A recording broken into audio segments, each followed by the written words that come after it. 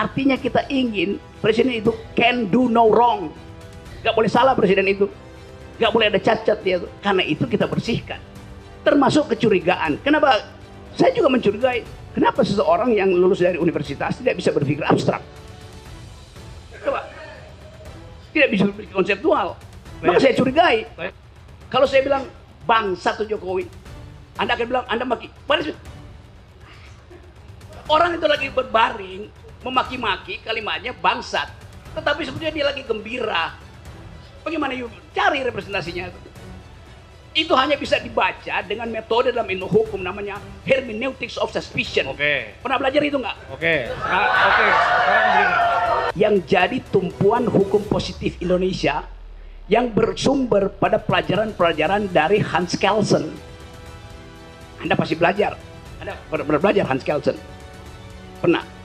Nah, saya serius nih, karena ini positivisme hukum Indonesia dasarnya adalah teori Stephen Baum dari Hans Kelsen. Pak Jaksa pernah belajar? Ya, saya tanya jujur aja sebagai akademisi, pernah? Nggak belajar, susah, baru dengar.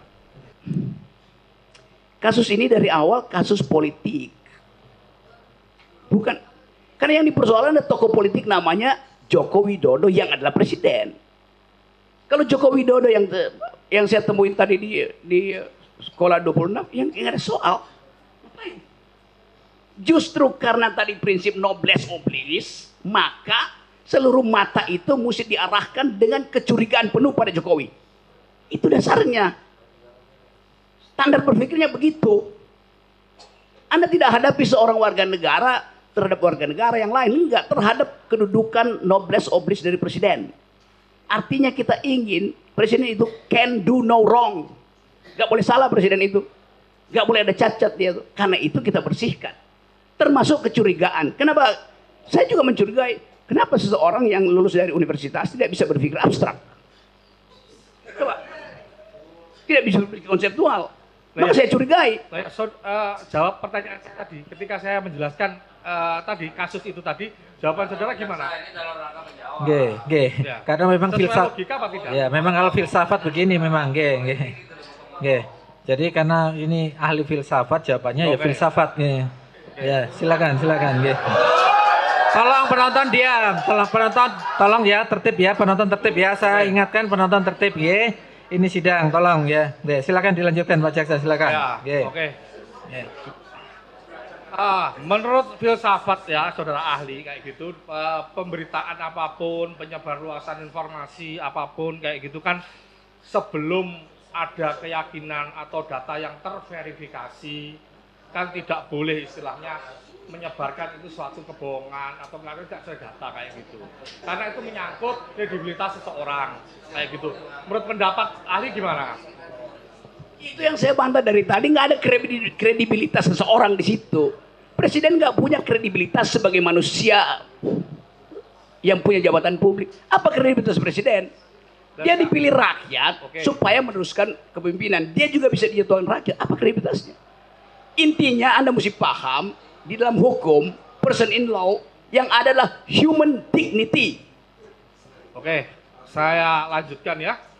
Bahwa dari konten podcast Mubahalah kedua orang, terus akhirnya yang membawa mereka ke persidangan hari ini, itu menimbulkan pro dan kontra di masyarakat, di medsos, di dunia maya. Saya tanyakan kepada saudara, dunia maya ini apakah sudah menjadi representasi dunia nyata pada saat ini? Sebelum itu saya tanya dulu, pro dan kontra itu baik nggak ada di dunia maya? Boleh, ada. Baik atau tidak?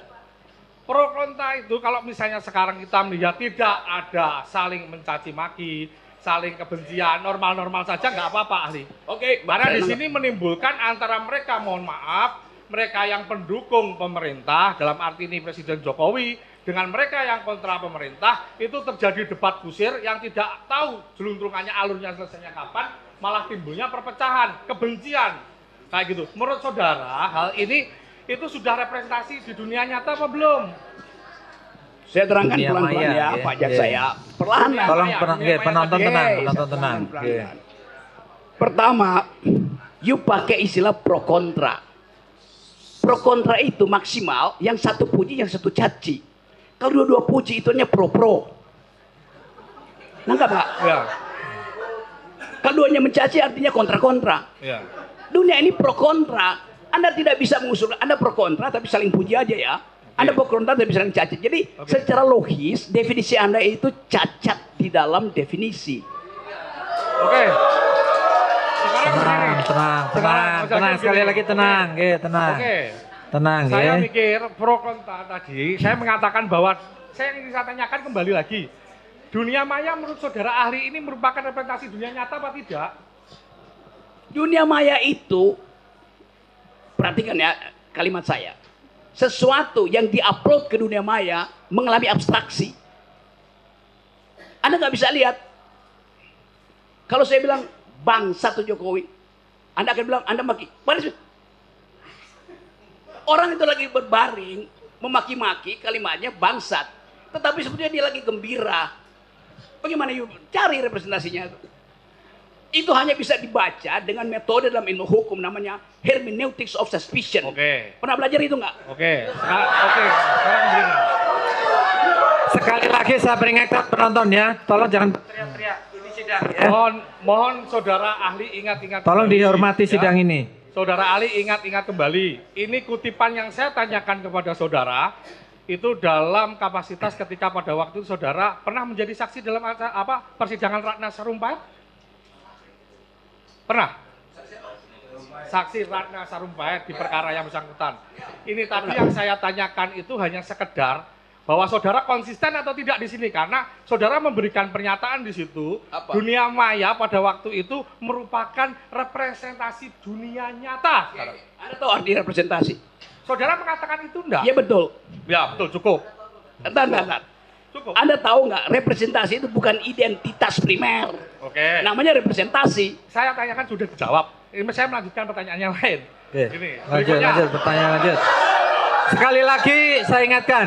Ini biar Tolong yang teriak itu dikeluarkan. Karena ini keterangan saudara pada waktu Supaya saya biar mati.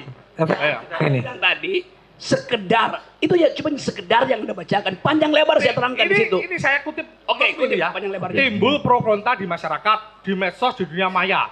Terus saudara menjelaskan dunia maya menurut saudara itu pada waktu itu representasi dari dunia nyata. Saya hanya menanyakan itu aja. Apakah itu pernyataan saudara pada waktu itu? Apakah itu pernyataan sepenggal apa selengkapnya? Loh, itu sudah istilahnya sudah kami lihat bahwa posisinya lengkap seperti itu. Kami mengutipnya lengkap. Saya terangkan pada waktu itu, Anda hanya bisa mengakses dunia maya sebagai representasi. Bisa bedain nggak? Dengan mengatakan, bagaimana? Oke, silakan saudara berkelit juga enggak apa-apa. Ini kemudian Ini memang jawaban filsafat seperti ini Pak Jaksa. Izin yang mulia, Nggih. mohon ini ahli yang kami hadirkan. Nggih. Kalau saudara jaksa tidak sependapat, silakan cari pertanyaan yang jawabannya diduga nggih. sependapat. Oke. Tapi Nggih. saya tidak terima ahli kami dinyatakan Nggih, demikian, nggih. Enggak, tidak dalam forumnya. Sebentar, gantian. Sebentar. Dan justru ini mengkonfirmasi Sebentar, dendam nggih. seorang jaksa.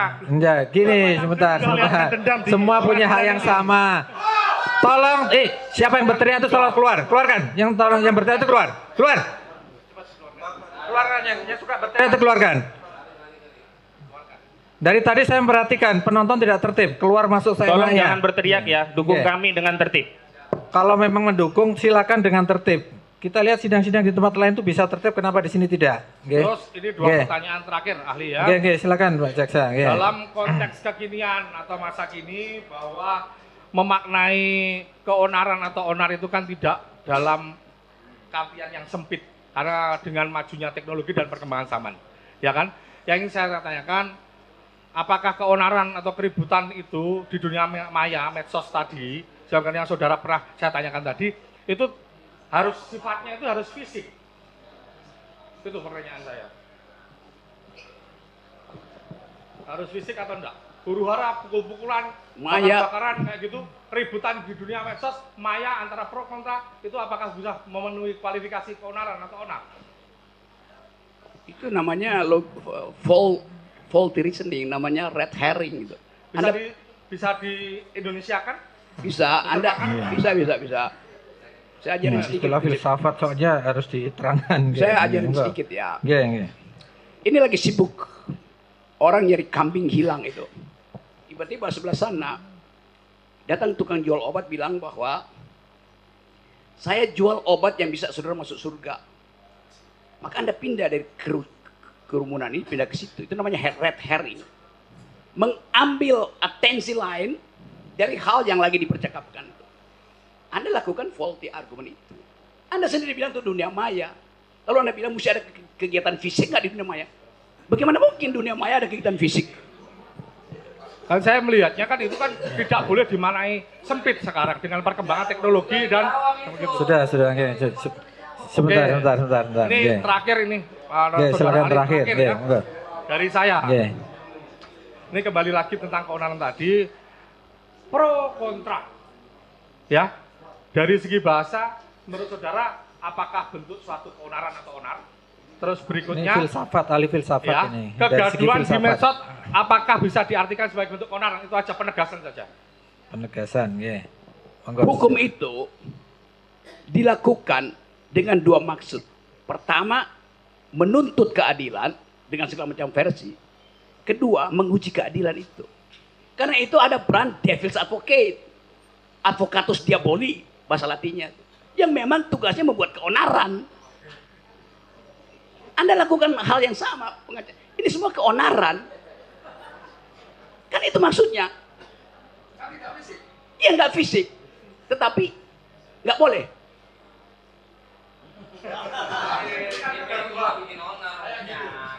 Yang Anda maksud keonaran itu kalau menyebabkan akibat material. Di mana ada akibat material orang keonaran di dunia maya tuh. You are playing devil's Saya cukup, advocate. Pak Jaksa. Ada lagi dari yang Ya, ada. menambahkan? Monggo. Baik, saya menambahkan. Singkat saja. Ya, baik tadi ahli menyinggung sedikit tentang pendapat bahwa ada penjelasan ahli bahwa Presiden Jokowi itu tidak paham Pancasila. Ya. Lalu kalau kita melihat bahwa pengertian dari segala sumber hukum di Indonesia itu Pancasila, apakah ahli sependapat dengan itu? Sumber dari segala sumber hukum adalah Pancasila di Indonesia. Bukan saya sependapat, faktanya memang begitu. Oke, baik. Tapi saya tidak sependapat kalau saya bikin kajian filosofi bahwa Pancasila itu sumber dari segala sumber hukum. Itu yang menyebabkan kalau saya pakai parameter itu seluruh peristiwa reasoning kebijakan Jokowi tidak fit and proper dengan segala sumber hukum itu. Baik, enggak. Saya hanya menanyakan apakah sumber dari segala sumber hukum di Indonesia adalah Pancasila, itu sudah menjadi pedoman. Ya, baik. Artinya bahwa dalam kehidupan bernegara, berbangsa, bermasyarakat, berbangsa dan bernegara, semua warga negara Indonesia harus berdasarkan Pancasila. Oke. Salah satu butir pelaksanaan dari Pancasila adalah salah satunya saling menghormati sesama manusia. Baik. Nah, dihubungkan dengan penjelasan ahli bahwa tadi dikatakan bahwa hoax itu bukan kejahatan, orang saling caci maki di dalam ruang publik sekalipun, di media sekalipun, itu biasa-biasa saja, boleh-boleh saja. Yang saya tanyakan, kalau itu menimbulkan suatu hal yang pada akhirnya tadi saling dendam, saling caci maki, saling bermusuhan, ada pro dan kontra. Bagaimana dengan kehidupan bangsa kita? Bagaimana dengan pendidikan moral bangsa kita? Kita ini yang senior-senior ini kan memberikan edukasi kepada yang junior-junior. Kalau hal ini dibiarkan adanya caci maki, apalagi di ruang publik, bagaimana dengan moral anak-anak cucu kita nanti? Moral anak-anak kita lebih bagus dari moral Anda sebagai senior gitu. Ya, saya terangkan ya, saya terangkan. 3 jam lalu seorang anak SD umur 14 tahun wawancara saya di ruang rapat situ. Dia anak SMP, matanya cacat. Dia mendengarkan seluruh podcast saya tentang keadilan. Dan dia bilang begini, saya umur 14 tahun, tapi saya mau protes kenapa negara ini terus menerus tidak dia pakai bahasa. Bukankah negara ini Pancasilais? Kenapa keadilan susah betul diperoleh?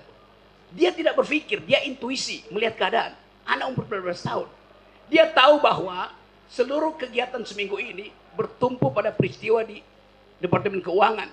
Dia tahu bahwa Pak Jokowi hanya bilang supaya jangan pamer-pamer keuangan, kemewahan. Dia protes. Dia bilang ini bukan soal pameran, ini sistemnya. Anak itu moralnya lebih tinggi dari Anda itu sebagai senior. Iya. Dari mana saudara mengatakan bahwa itu moralnya lebih tinggi dari saya? Dari cara dia memprotes. Apakah saya memprotes saudara? Anda bertanya seolah-olah moral mereka itu harus Anda didik. Saya menanyakan. Anda bilang tadi, kita senior mesti mendidik anak-anak ini. Loh, dia udah lebih pinter moralnya daripada senior. Saudara ahli tadi mengatakan bahwa tadi saudara seperti mencontohkan pertanyaan teman saya tadi. Ada kambing hilang sama orang yang jualan jamu, ya kan? Mengalihkan seperti, mohon maaf Bapak. Sebentar, biar gini Ya. aja, to the point aja. Pertanyaannya tadi udah terserah. Jadi saya hanya bertanya, saudara ahli masih berpendapat bahwa saling mencaci, saling memaki, memancing opini publik yang menimbulkan pro kontra di area publik. Ya, gini ya. Konteksnya karena Sudah informasi berkali-kali tertutup, hoax timbul. Sudah Itu berkali-kali konteksnya. tadi disampaikan ahli. Ya. Oke. Oke, sekarang satu lagi pertanyaan. Oke. Saya tanya ahli, saudara ahli, secara pribadi, saudara percaya nggak dengan informasi yang disampaikan Bambang Tri? Secara pribadi, saudara percaya nggak dengan informasi yang disampaikan oleh Bambang Tri? Saya ingin informasi itu diuji di wilayah akademis. Nggak, saya tanya percaya atau tidak? Tunggu, sebentar. Tolong. Oke, nggak bisa. Saksi atau ahli tidak bisa dipaksa. Oke. Baik, monggo. Ahli, monggo mau dijawab boleh, mau tidak jawab boleh. Oke, sebentar. Sudah saya rasa cukup, nggih. Oke. Karena itu saya rasa tidak. Udah, saya rasa cukup nih. Tes. Izin yang mulia, bertanya. Mas ada? Masih yang mulia. To the point aja ya, supaya jangan berbelit-belit nih, supaya to the point aja, Tadi ahli menjelaskan mengenai penerapan perbedaan hate speech antara di Eropa dan Amerika terhadap menghujat seorang wanita. Yang saya tanyakan, hal-hal apa saja yang mempengaruhi hal tersebut? Ya mungkin contohnya tadi hate speech, mungkin penerapan hukuman seperti orang menabrak babi di Papua dengan di Jawa, itu kan berbeda, mungkin hukum adatnya. Hal-hal apa saja yang mempengaruhi hal tersebut? Seperti itu. Ini ya, hate speech itu istilah di dalam hukum internasional yang dikaitkan dengan persoalan masa lalu di mana satu kelompok itu dihinakan, itu dasarnya. Ini bukan soal local wisdom, salah lagi Anda tuh, nggak ada urusan dengan local wisdom. Kenapa begitu? Supaya memproteksi potensi itu berlangsung ke depan itu. Itu intinya tuh. Jadi kalau saya terangkan etimologi, genealogi dari soal-soal itu, saya mau beritahu bahwa sistem berpikir kita dibuat sedemikian rupa sehingga kita lupa bahwa sesuatu itu ada sejarahnya tuh. Termasuk KUHP yang baru itu. Kan kacau isinya kan. Karena nggak ngerti sejarah tentang hate speech itu. Jadi diterjemahan, oh hate speech artinya ujaran kebencian. Oh hate speech itu kata utuh. Nggak boleh diterjemahkan. Begitu terjemahkan dia berubah menjadi fungsi untuk kita vote aja siapa yang yakin bahwa itu benar apa salah. Loh itu nalarnya ada di situ. Jadi saya kasih kritik bahkan ke pembuat undang-undang. Anda nggak baca sejarah intelektual dari demokrasi, dari hukum itu.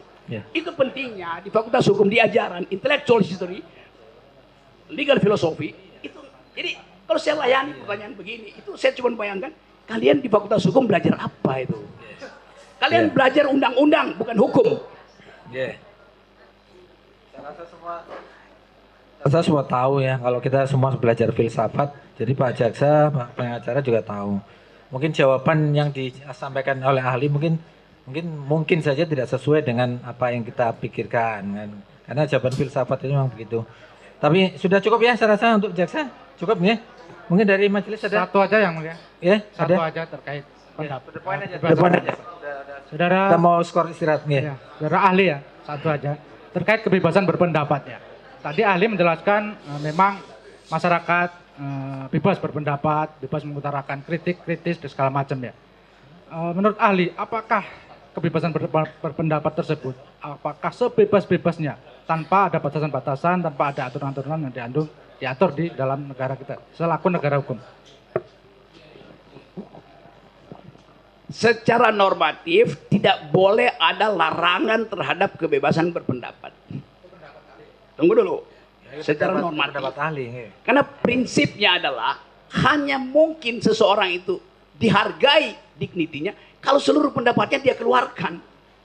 Penghalangan pertama kekuasaan, pengalaman kedua feodalisme, kultur, pengalaman ketiga ketakutan psikologi. Jadi di dalam teori tentang freedom of speech, di bagian penghalang itu yang dihilangkan, bukan kebebasannya yang dimajukan, penghalangnya yang harus disingkirkan. Begitu cara berpikirnya. Kenapa? Karena kebebasan itu tidak diberikan oleh hakim, tidak diberikan oleh presiden, tidak diberikan oleh jaksa. Datangnya dari hukum alam. Yang menghalangi itu hukum sosial. Maka tidak mungkin kita memaksimalkan kebebasan. Itu udah melekat di kita. Yang bisa kita lakukan, kurangi penghalangan itu. Begitu logikanya. Kami hargai pendapat ahli. Sebentar ya. Ahli sepakat kita di Indonesia ini adalah negara hukum ya. Nah, bahwa ada suatu aturan hukum lah tertentu tentang pembatasan berpendapat ya. Nah, sebagai ahli filsafat dan saya juga ingin tahu apa dari tujuan dibuatnya pembatasan terkait kebebasan berpendapat ini berdasarkan pasal 28 huruf C Undang-Undang Dasar. Ini pertanyaan 30 tahun lalu waktu saya masih jadi penasihat Buyung Nasution itu soal begini. Gini. Pasal yang mengatur kebebasan berpendapat itu untuk memaksimalkan kebebasan berpendapat, bukan untuk menghalangi. Karena nanti ada ABCD segala macam yang sering disebut Egy Sujana. Jadi kalau semakin diatur kebebasan itu, semakin nilai pendapatnya semakin kurang. Jadi diatur sedemikian rupa supaya kebebasan berpendapat yang datangnya dari human dignity diwariskan oleh alam semesta melalui fatwa Tuhan atau hukum alam itu jangan dihalangi oleh hal-hal yang sifatnya politis, kultural, macam-macam. Jadi prinsipnya negativity, bukan positivity. Karena yang berpendapat itu manusia itu udah bagus. Yang mesti kita halangi mereka yang menghalangi kebebasan berpendapat. Jadi jangan dibalik, sama seperti logika Pak Jokowi. Jokowi bilang begini, demi kesatuan tidak boleh ada perbedaan. Loh dari awal negara ini didirikan atas perbedaan. Jadi karena ada perbedaan, maka diperlukan persatuan. Jangan dibalik. Demi persatuan nggak boleh ada perbedaan. Itu ngaco logikanya presiden. Cukup? Sekali lagi. Ya, tutup poin aja. Ya, soalnya kita tadi ahli menyampaikan bahwa yang menerima hoak adalah dungu ya. Masih ingat ya tadi. Yang menerima hoak adalah dungu, bukan penyebar hoaknya ya. Itu resiprokal aja kan? Ya. Ya, apakah ahli pernah menerima suatu hoak yang kemudian menyebarkan hoak tersebut? Nggak pernah saya nyebarin hoax. Ya. Waktu perkara Ratna Sarumpait, pernah Anda menyebarkan bahwa... Kapan saya sebarkan itu sebagai hoax? Anda mengetweet, mengatakan bahwa... Saya terangkan ya. Anda nggak baca peristiwanya. Waktu peristiwa Ratna Sarumpait terjadi, saya ada di ketinggian 5.600 meter di Gunung Elbrus, suhu 26 derajat Celcius minus, angin 90 km. Bagaimana mungkin saya nge-tweet dari situ? Bagaimana mungkin? Saya ganti SIM card pakai Rusia. Di mana saya sebarin? Apa yang saya lakukan? Anda artinya nggak baca juga keterangan saya di pengadilan. Orang bilang saya nyebar hoax. Saya rasa ini udah di luar konteks ya. Lain. Ya. Bagaimana coba? Oke. Saya rasa cukup nggih dari Jaksa. Mungkin terakhir dari majelis ada silakan. Oke.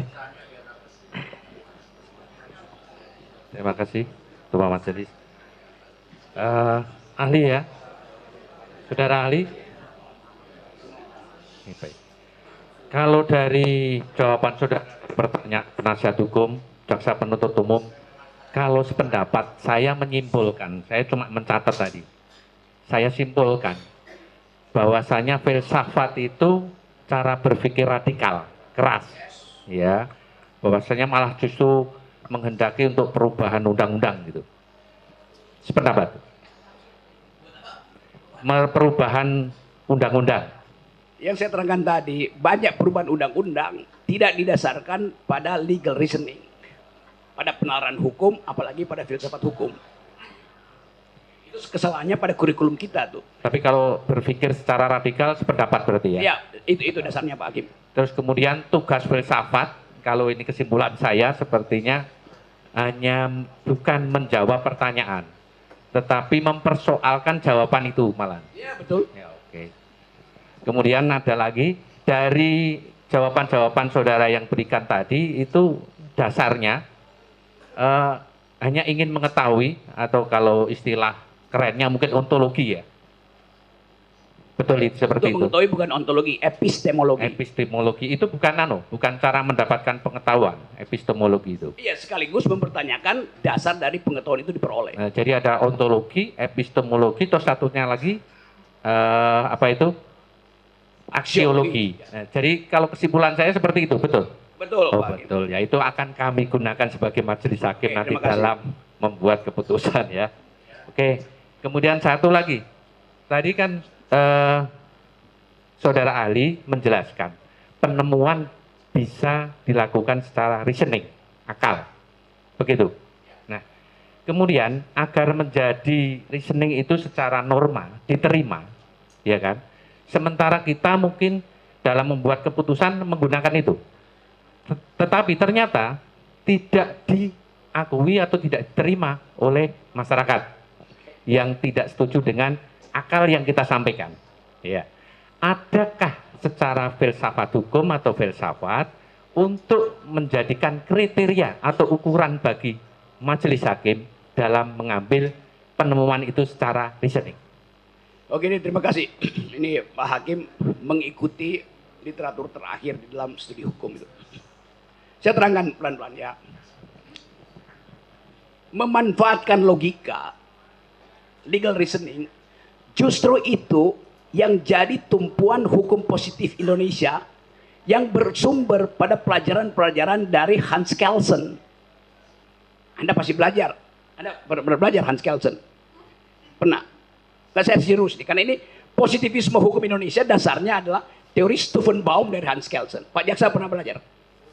Ya, saya tanya, jujur aja sebagai akademisi. Pernah? Nggak belajar. Susah, baru dengar.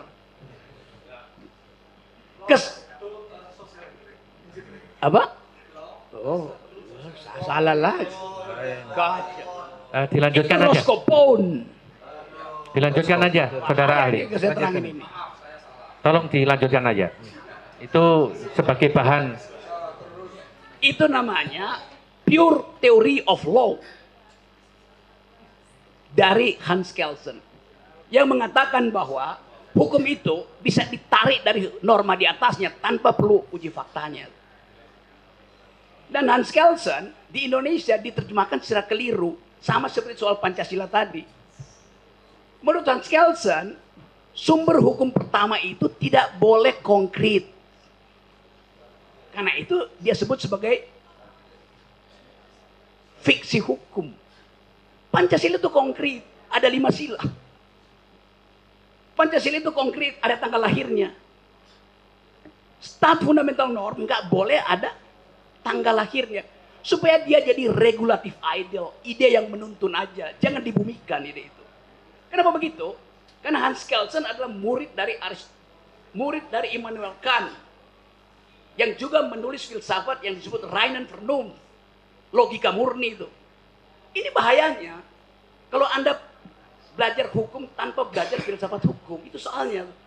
Jadi kekacauan kita mulai dari awal, kurikulum fakultas hukum itu kacau, reasoningnya nggak ada. Gimana mungkin jaksa nggak ngerti beda antara Roscoe dan Hans Kelsen? Saya mengajar di filsafat Maaf, fakultas hukum. saudara menjelaskan pertanyaan kami. Ini dungu juga nih jaksa ini. Oke, pendapat ahli aja dari pertanyaan. Jadi memang begitu. Sekarang ada problem. Berkembang teori-teori baru yang tidak perlu mengikuti Stephen Baum itu. Misalnya feminist jurisprudence. Diterjemahkan secara bahasa Indonesia aja. Feminist jurisprudence itu, ini nggak usah dengar nih. Feminist jurisprudence artinya pengalaman perempuan itu konkret sebagai pengalaman hukum yang ditinggalkan berabad-abad. Yang kedua, critical legal study. Untuk membaca di belakang hukum ada persekongkolan antara politik dan ekonomi. Critical legal study. Ada economic analysis of law yang memakai metode ekonomi untuk membaca hukum. Ada hukum tentang lingkungan, environmental ethics, banyak betul perspektif. Nah, itu yang sebetulnya diperlukan sebagai pembanding dari sistem positivistik kita itu. Makasih Pak Hakim. Oke, satu lagi. Nah, untuk melindungi kita, kami selaku majelis hakim dari hukum formil secara filsafat hukum bisa saudara berikan? Saya percaya bahwa akses kita terhadap teori, terhadap pengetahuan di luar bertumbuh melalui tadi sosial media tuh. Tentu Pak Hakim kalau pergi ke luar negeri bertemu dengan hakim-hakim di luar negeri, kita bisa bandingkan bahwa sistem Anglo-Saxon pun mulai membicarakan hal-hal yang sifatnya filosofis. Yang tadinya dia nggak peduli itu. Dia cuma peduli prinsip stare decisis.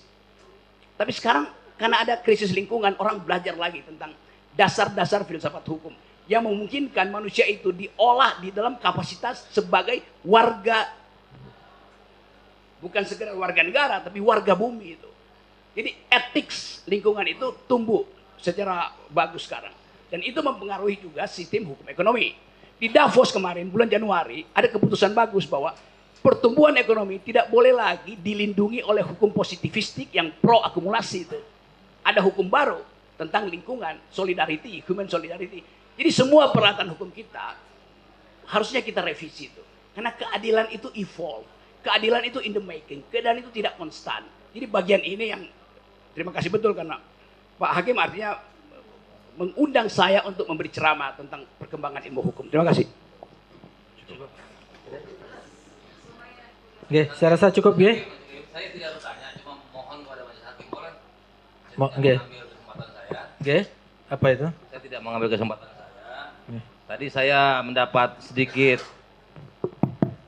ilmu dari ahli tentang background belief. Jadi kita biasakan istilah, mohon majelis hakim bukan mengajari. Setelah ini ada persidangan dan selanjutnya jangan pakai istilah penonton. Karena dalam KUHP itu tidak ada istilah penonton. Supaya jangan image juga ini jadi kita semua adalah tontonan. Jadi pengunjung sidang menurut KUHP. Jangan pakai istilah-istilah walaupun ini hanya istilah. Kalau istilah itu bisa membuat background belief rusak, membuat bocor semua ilmu-ilmu hukum yang ada di sini, big leak.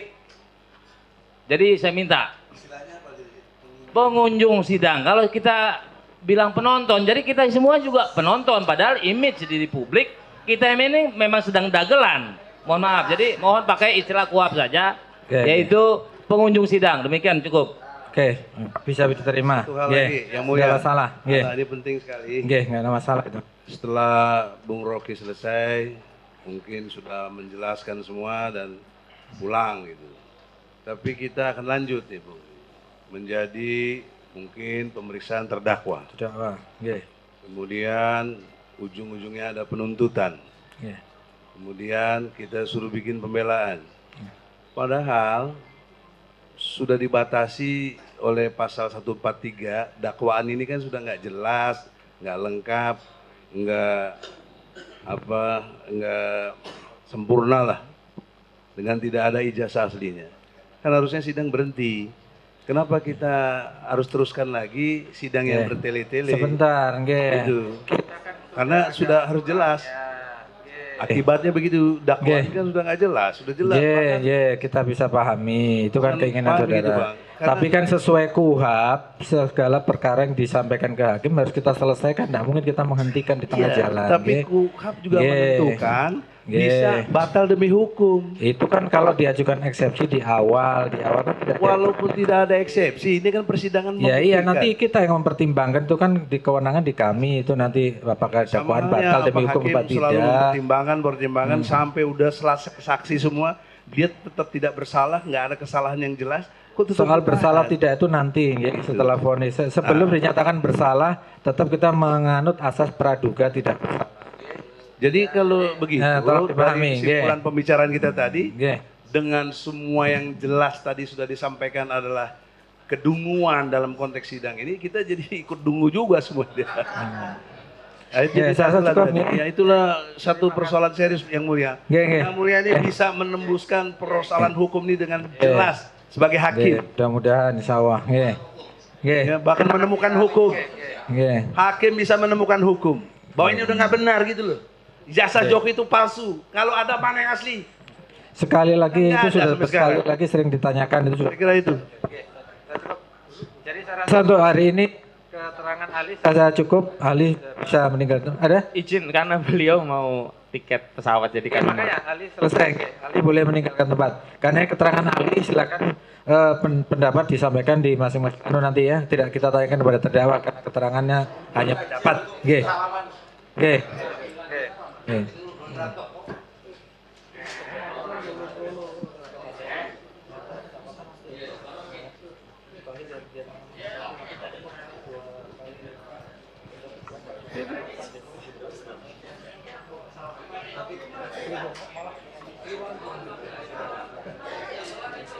Silakan Mas Julius.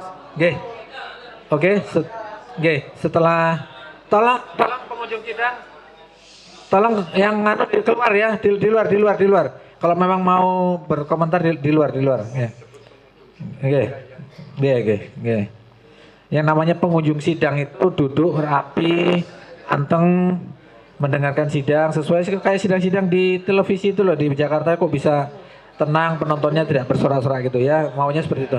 Nah, ini kami tawarkan kepada Mas Ustadz hari ini, setelah ini kita skor sidang untuk istirahat sholat. Apakah akan kita lanjutkan untuk pemeriksaan terdakwa karena kita mengejar supaya minggu depan bisa tidak harus ya nanti ya enggak, sekarang saya tanya dulu, makanya kita tawarkan sebentar ya, makanya kita tawarkan dulu. Seandainya ini di sisa waktu yang tersisa nanti setelah istirahat sholat, mungkin kita periksa sebentar karena tidak kita periksa harus satu-satu nanti, mungkin Gus Dur dulu. Iya nanti Anda karena tadi Anda mau mengajukan saksi adicat, Anda nanti belakangan satu-satu nanti terdakwa tidak digabung lagi. Nanti satu-satu. Iya, enggak. Iya, nanti satu-satu. Kita sekarang siap, kami nanti dari Gus Nur siap kira-kira kalau kita mulai nanti setelah istirahat. Siap Pak Hakim. Siap. Ya, nanti kalau memang nggak selesai kita lanjutkan di hari Selasa depan. Gitu. Oke. Kita minimal ada pengantar dulu lah dari keterangan terdakwa ini. Oke. Penasihat hukum sependapat? Oke. Ya, nanti sidangnya Gus Dur Anda nggak ikut nanti. Ya. Oke. Jadi nanti setelah istirahat kita mulai dengan pemeriksaan terdakwa Gus Nur dulu. Nanti kalau tidak selesai hari ini kita lanjutkan Selasa depan sekalian untuk pemeriksaan terdakwa Bambang Tri. Oke. Serasa begitu, oke? Sampai jam berapa yang mulia? Di skor sholat. Sekarang sudah jam 2.